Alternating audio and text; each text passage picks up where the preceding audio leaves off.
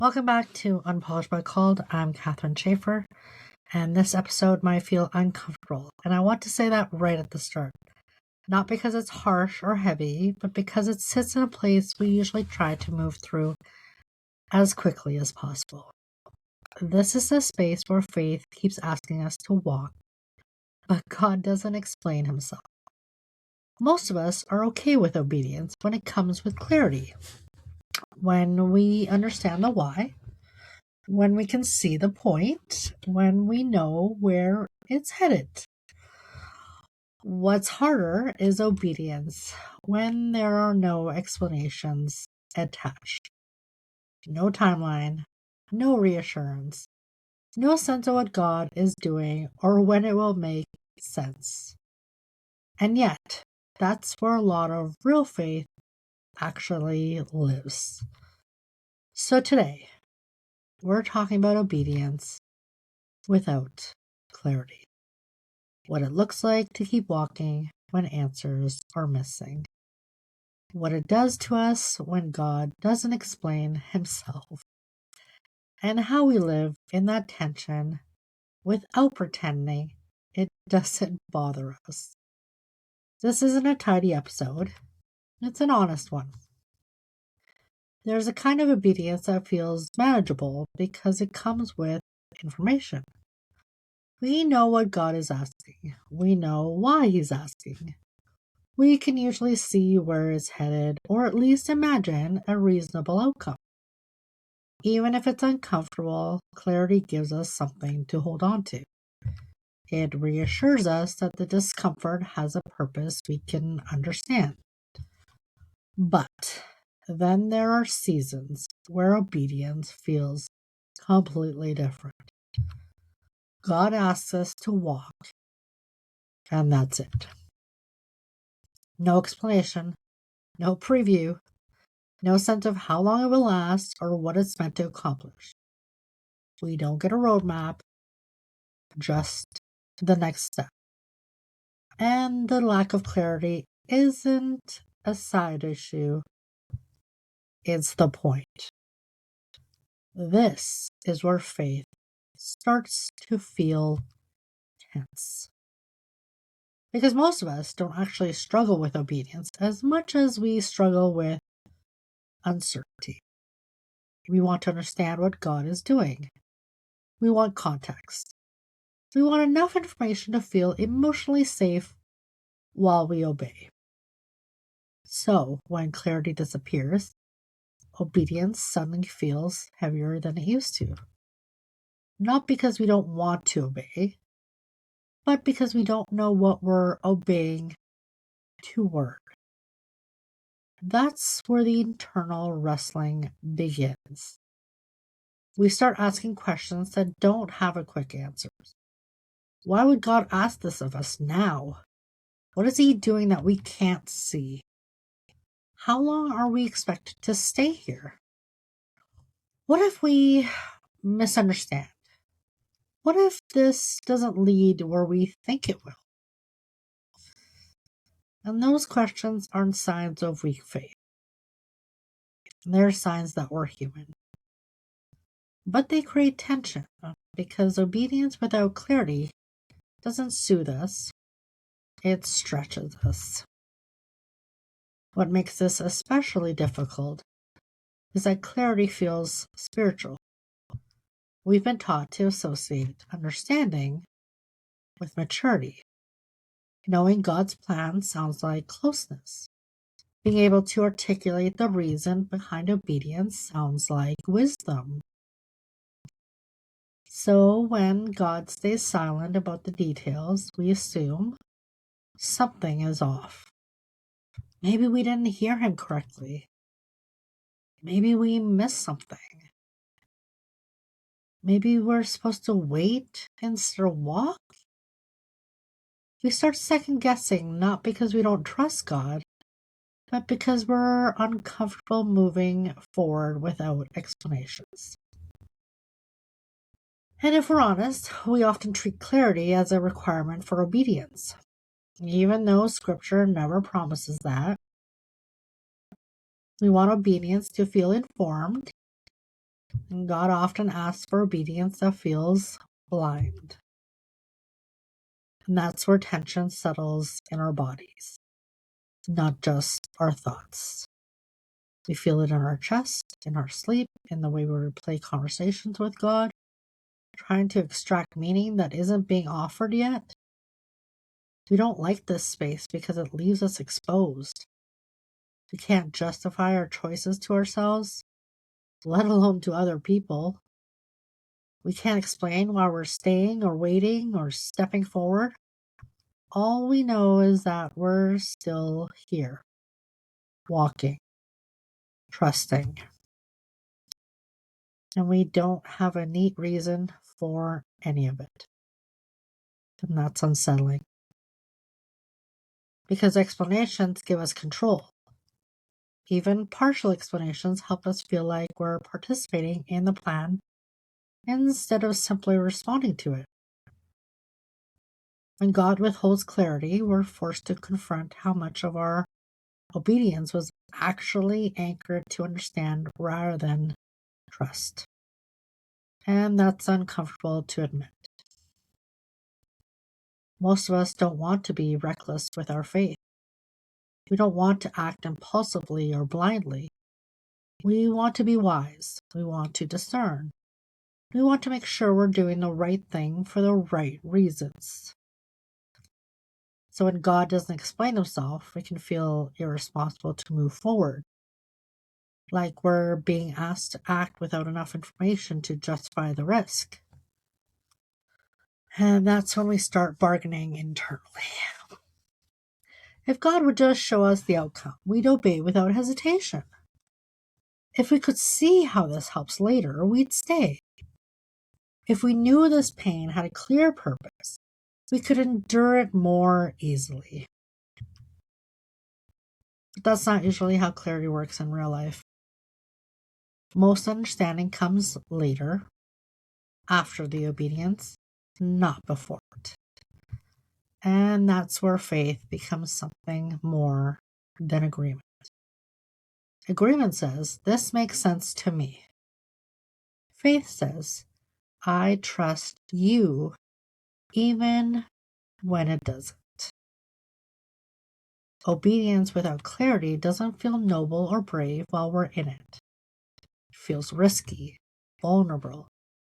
It feels like walking with unanswered questions rattling around in our heads.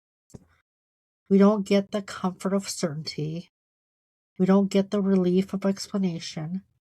We just get the quiet invitation to take the next step and trust that God sees more than we do. That kind of obedience creates tension because it removes our ability to self-soothe with answers. We can't say, this hurts, but at least I understand why. We can't tell ourselves, this will make sense soon. We're left with the discomfort of not knowing.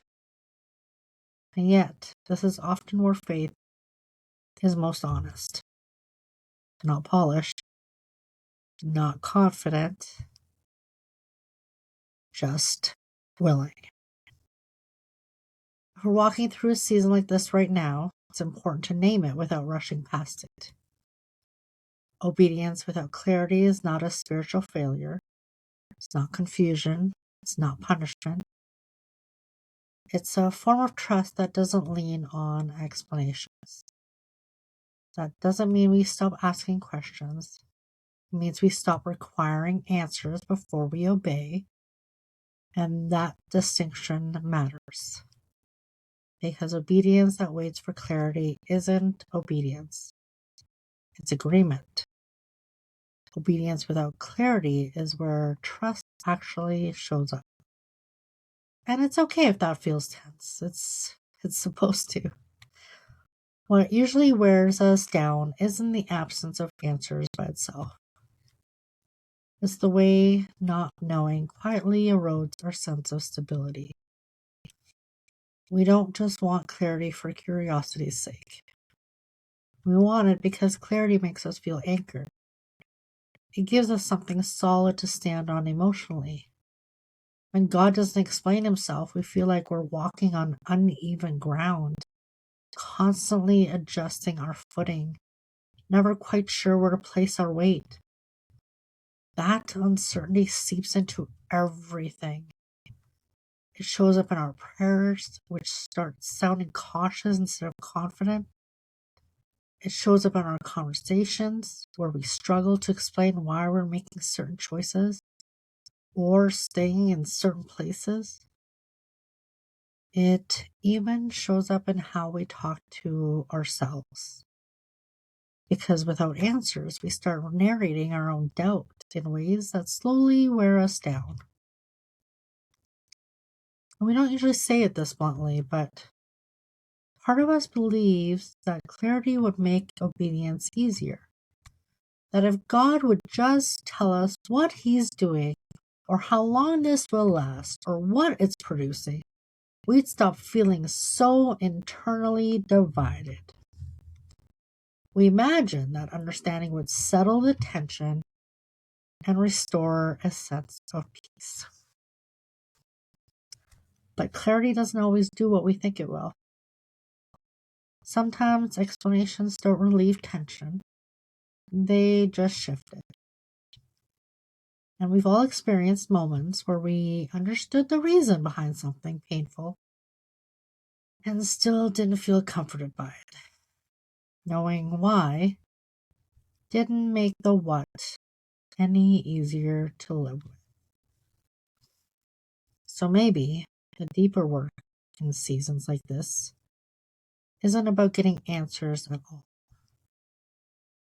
Maybe it's about learning how to stay grounded when answers aren't available. And I know that's not a skill we're naturally good at. Trust me, all too well I know. We like resolution, we like closure, timelines. We like to feel like we're progressing towards something we can name. Walking without explanations feel like being suspended midair with no visible next run. And yet, faith keeps asking us to move anyway. Not recklessly, not blindly, but relationally. And there's a difference between blind obedience and relational trust. Blind obedience disconnects us from ourselves. Relational trust keeps us engaged, honest, and present, even when we don't understand what God is doing. And this is where we have to be careful not to confuse silence with absence. God not explaining himself doesn't mean he's disengaged. It often means he's inviting us into a different kind of relationship. One that isn't built on constant reassurance. That invitation feels risky because it requires us to release control in places we didn't realize we were holding so tightly. When we don't have clarity, we can't manage outcomes. We can't predict how things will turn out. We can't pre-approve the cost of obedience before committing to it. We're forced to trust God's character rather than his explanations. And that's a shift most of us resist at first. Because the explanations feel safer than trust. Explanations give us something to lean on intellectually. Trust asks us to lean on God himself. And leaning is harder than understanding. There's also grief tied up in this, whether we name it or not. Obedience without clarity often means grieving the version of faith we thought we'd have. The version where things made sense, the version where walking with God felt more collaborative, more communicative, more predictable. Letting go of that expectation can feel like loss, and it's okay to admit that. We can love God deeply and still wish he explained himself more often. We can trust Him and still struggle with the silence. Those things are not opposites. They coexist. The danger isn't in feeling the tension. The danger is in numbing ourselves to it. Some of us numb by over-spiritualizing, pretending we're fine when we're not. Others numb by disengaging emotionally, keeping God at arm's length so the silence doesn't sting as much. Both approaches protect us temporarily, but neither help us grow. What helps is learning how to stay present without answers. That presence doesn't look dramatic. It looks like continuing to pray even when prayer feels unanswered. It looks like continuing to obey in small, quiet ways, even when we don't understand the larger picture. It looks like telling the truth about how confusing this feels instead of pretending we're at peace when we're not. God can handle our honesty. He doesn't require us to sanitize our faith to make it more palatable. He meets us in the tension, not after we've resolved it. And there's something deeply formative about continuing to walk without explanations. Over time, we start to notice that our faith is less reactive, less dependent on constant confirmation, less shaken by uncertainty, not because we've become indifferent, but because we've learned that God's presence isn't tied to our understanding. And that's not a small thing. It changes how we carry certainty in other areas of life too. We become less frantic for answers, less desperate for control, less likely to collapse when things don't make sense. Not because we suddenly like ambiguity, but because we've learned we can survive it. And survival here isn't about grit, it's about relationship. We're still talking to God, still bringing our questions, still naming our confusion. We're just no longer holding obedience hostage to clarity. And that's a subtle but powerful shift.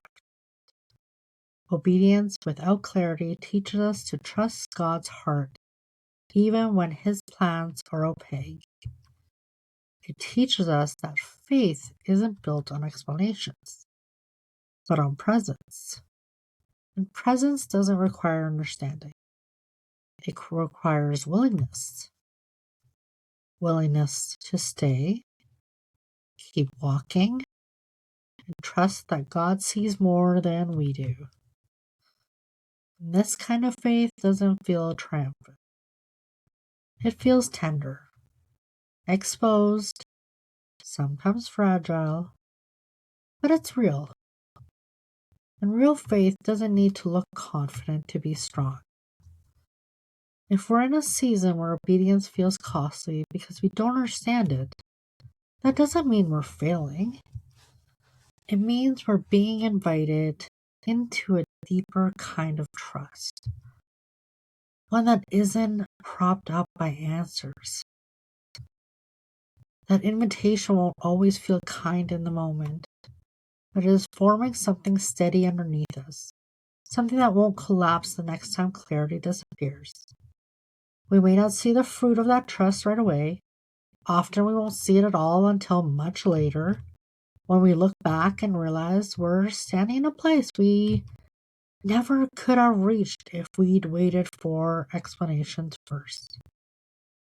I know that doesn't make the waiting easy, but it does make it meaningful. But before we close, we want to say this gently. If we ever want to connect more or explore the resources we've been creating, everything lives on the KathrinShaffer.com website. We can also connect on Facebook under the same name. You can find me there under Kathrin Shaffer, which is usually where the conversations continue in a more personal way. On the website is where the books, study guides, and other tools live, where people sometimes ask how to support the work. And there's no pressure here. This podcast is free and always will be. We just want us to know where to find each other if we need to. And I just want you to know, if clarity hasn't come yet, we don't have to stop walking. Sometimes trust grows strongest in the places where explanations never arrive. Until next time, friends.